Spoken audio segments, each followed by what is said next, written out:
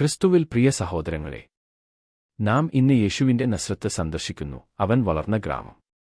അവിടെ അവൻ ഒരു സാധാരണ കുട്ടിയായിരുന്നു. ജോസഫിന്റെ തട്ടിലിൽ മരവിലാസം പഠിച്ച ഒരു കൗമാരക്കാരൻ, ശബ്ബത്ത് ദിവസങ്ങളിൽ സമാഗമത്തിൽ കനിവോടെ നിൽക്കുന്ന യൗവനക്കാരൻ. അവിടെ എല്ലാവർക്കും അവനെ അറിയാം.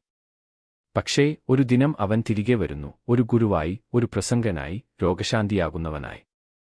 നാം പ്രതീക്ഷിക്കുന്നത് സ്വാഗതം, ഗൗരവം, സന്തോഷം.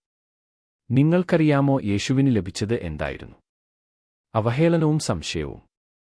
അവർ പറഞ്ഞു, ഇത് കറ്റാരിയുടെ മകനല്ലേ? അവന്റെ അമ്മയെ നമുക്ക് അറിയാം. അവർക്കായി യേശു വളരെ പരിചിതനും സാധാരണനുമായിരുന്നു. അതുകൊണ്ടാണ് അവർ അവനെ തള്ളിയത്.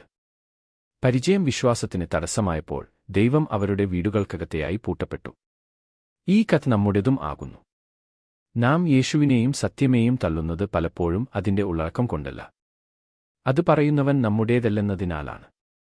നമുക്ക് ദേവസഹായം പിള്ളയെ ഓർക്കാം.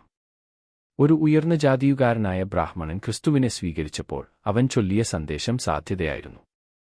ദൈവം മുന്നിൽ എല്ലാവരും തുല്യരാണ്. അതിന്റെ ഫലമായി അവൻ ക്രൂരമായി പീഡിപ്പിക്കപ്പെട്ടു, തള്ളിക്കളയപ്പെട്ടു. ദൈവത്തിന്റെ സന്ദേശം പറഞ്ഞതിന്റെ വില ജീവമായിരുന്നു. ഇതേ സന്ദേശം ഇന്നും നമുക്ക് ഗൗരവമേറിയ ചോദ്യം ഉന്നയിക്കുന്നു. നാം ഏവരെയും ഒരേ കടലാസിലൂടെ നോക്കുമോ?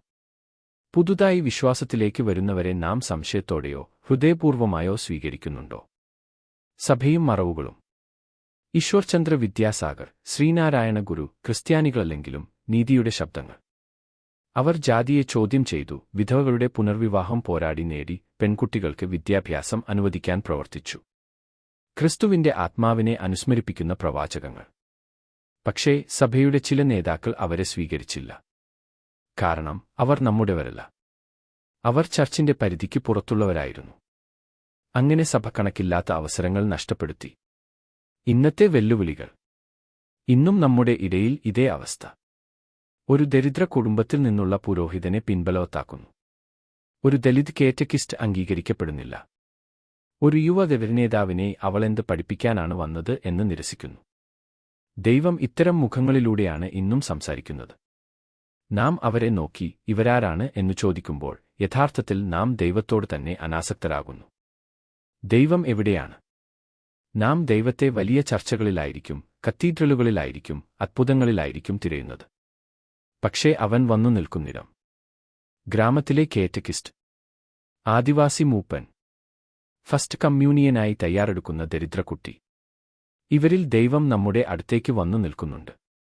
സെന്റ് അൽഫോൻസസ് ലിഗോറി എഴുതുന്നു, നിന്റെ ദൈവം എപ്പോഴും നിന്റെ അടുത്താണ്, പക്ഷേ നീ അവനെ തിരിച്ചറിയുന്നില്ല. പറഞ്ഞത് ഹൃദയത്തിൽ തങ്ങട്ടെ. ദൈവം മഹത്വം വെളിപ്പെടുത്തുന്നത് പലപ്പോഴും അതിന്റെ ഏറ്റവും ചെറിയ രൂപത്തിലൂടെയാണ്. അവസാനത്തിൽ നമ്മോട് ചോദിക്കപ്പെടുന്നത്, ഞാൻ ആമുഖം കൊണ്ടല്ല, ആത്മാവുകൊണ്ടാണ് ആളുകളെ സ്വീകരിക്കുന്നത്. സഭയുടെ ഹൃദയം തുറന്നതാണോ ചുരുങ്ങിയതാണോ? എന്റെ കണ്ണുകൾ പരിശുദ്ധ കാണാൻ വിനയത്തോടെയോ സംശയത്തോടെയോ നോക്കുന്നു. പ്രാർത്ഥന. യേശുവേ, നിനക്ക് പരിചിതമായ വഴികളിലൂടെ, പരിചിതമായ മുഖങ്ങളിലൂടെയും, പുതുതായി വിശ്വാസത്തിലേക്ക് വരുന്നവരിലൂടെയും നീ നമുക്ക് അടുത്തായി വരുന്നു. ഞങ്ങളുടെ മുൻവിധികളുടെയും ജാതിവ്യവസ്ഥയുടെയും മതിലുകൾ തകർക്കേണമേ. അനുശീകരിക്കപ്പെടാത്ത ശബ്ദങ്ങളിലൂടെയും തള്ളിക്കളയപ്പെടുന്ന മുഖങ്ങളിലൂടെയും നിനയെ തിരിച്ചറിയാൻ ഞങ്ങളാൽ കഴിയട്ടെ. Saint Alphonsus Liguori. Saint Devasahayam Pillai. നിനക്ക് വേണ്ടി ജീവിച്ച പ്രവാചക ശബ്ദങ്ങൾ. അവരുടെ പ്രാർത്ഥനയാൽ ഞങ്ങൾ നിന്റെ വചനത്തിന് ഉത്തരമായ നിലമാകട്ടെ. ആമേൻ.